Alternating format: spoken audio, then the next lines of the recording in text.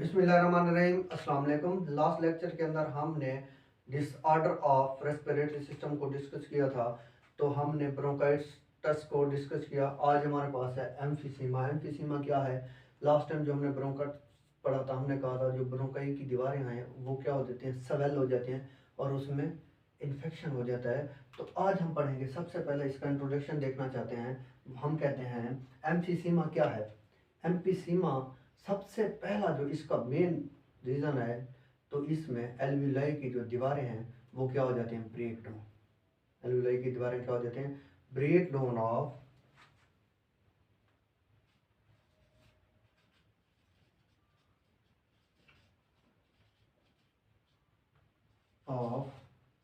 Walls of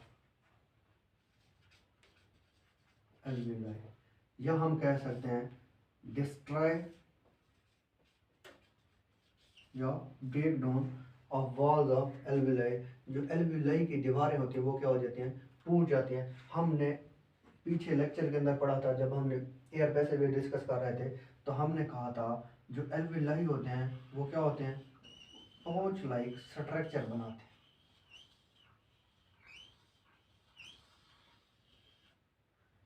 ये हमारे पास क्या है, एक एल्विलाई जो क्या है, नॉर्मल।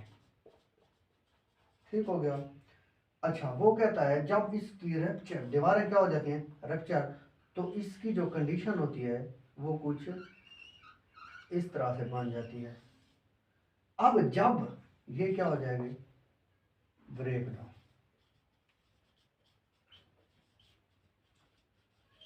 अब जैसे ही ब्रेक डाउन होगी, सबसे पहले क्या होगा, सरफेस एरिया ऑफ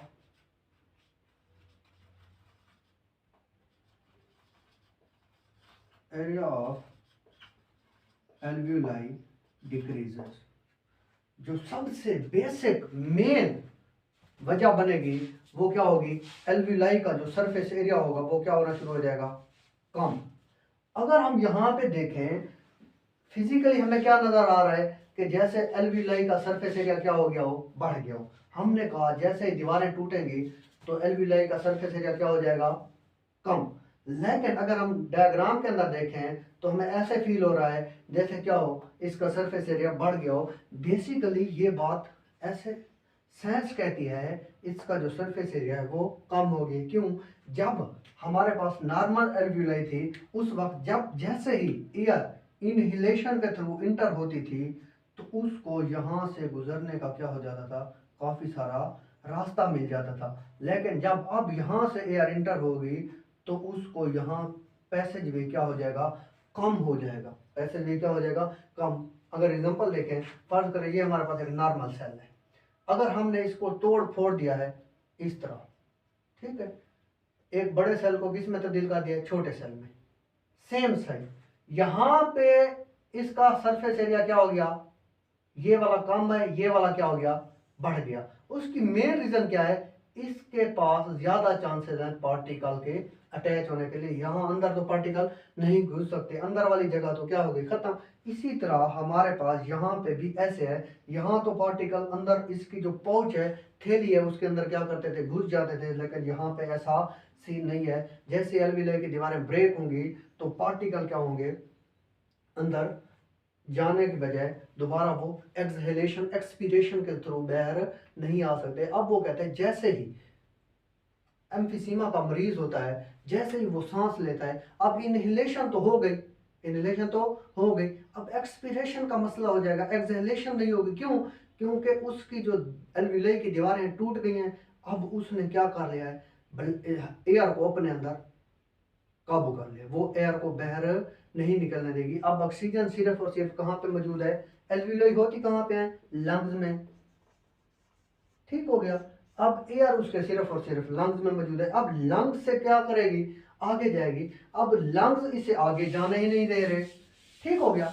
अब वो कहता है जब ये बंदे को डायग्नोज होती है कि ये बीमारी हो गई है एम्फीसीमा, उस वक्त उसका 50 to 70% जो लंग्स हैं वो क्या हो चुके हैं, डिस्ट्रॉय।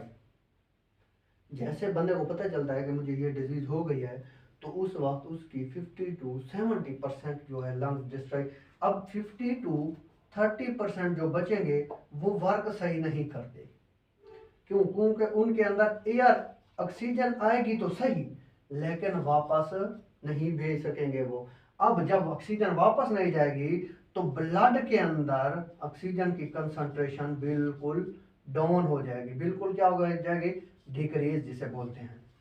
अब जैसे ही ब्लड के अंदर डिक्रीज होगी तो उस वक्त बंदे को सांस लेना क्या हो जाएगा, मुहाल हो जाएगा एंड सीवियर कंडीशन हो सकती है। तो वो कहता है, अगर हम इसके सिम्टम्स की बात करें,